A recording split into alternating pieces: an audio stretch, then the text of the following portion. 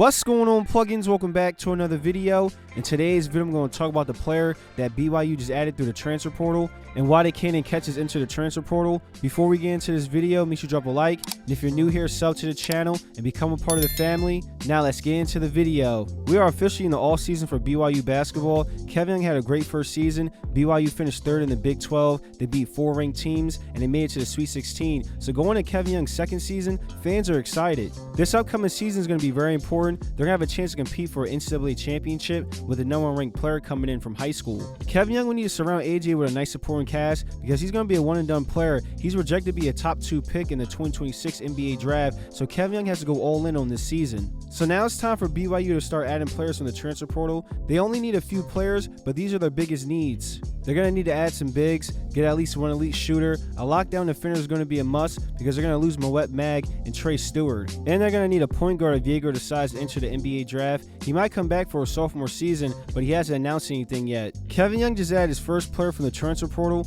Dominique Diomande, a 6'8" freshman forward who played for Washington. Dominique arrived at Washington in the middle of the season, and he never became part of the rotation, so he redshirted his freshman season. Before he committed to Washington, he played in the French Pro A U21 League. He averaged 16 points per game, shooting 51% from the field, 6 rebounds, 2 assists, and 1.8 steals. Dominique is a super athletic and explosive player. He might end up being the most athletic player on the roster when the season starts. He's a great downhill scorer. He's also a shifty ball handler that can break down defenders and stop on a dime and knock down shots. He's also pretty good at making step back jump shots. And he seems like a decent 3-point shooter. I couldn't find his shooting percentages from 3, but I'm assuming it's over 30%. But from his highlights, he looks like a talented offensive player. So Kevin Young and his coaching staff did a great job adding an athletic wing with size, who's an explosive downhill scorer who can create his own shot. I'm intrigued to see how good he's going to be this season. I want to see if he's going to come out the gate playing like a superstar. Y'all feel what I'm saying, plugins? Also, BYU fans, don't forget you got another explosive, athletic 6'9" international player on the roster.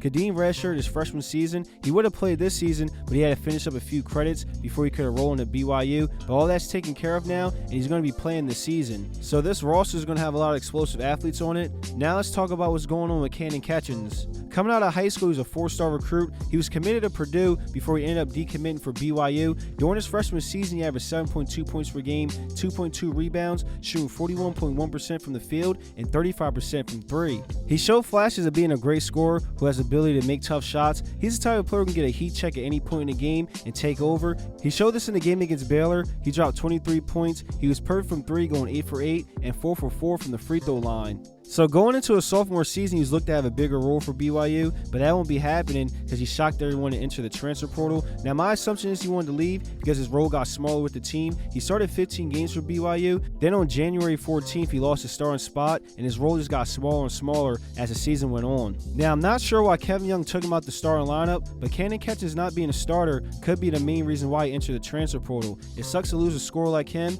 I wish he would have stayed, but BYU fans, how do y'all feel about Kanon Catchings entering the transfer portal? Drop your opinions in the comments. Also, freshman point guard Elijah Crawford entered the transfer portal. He only appeared in 21 games. He averaged 5.2 minutes and 1.2 points. So for BYU fans, losing him is not a big deal, but he was a good player. I thought he would stick around for another season. So them two leaving opens up roster spots for BYU. So we'll see what they add to the roster to replace them. Did Kevin Young do a good job getting a player like Dominique in the transfer portal? How do y'all feel about Kanon Catchings leaving? Drop your opinions in the comments, drop a like on the video, and sub to the channel. I'm working on a bunch of videos right now, so make sure you got post notifications turned on. I appreciate y'all, and I'll see you in the next video. Till next time.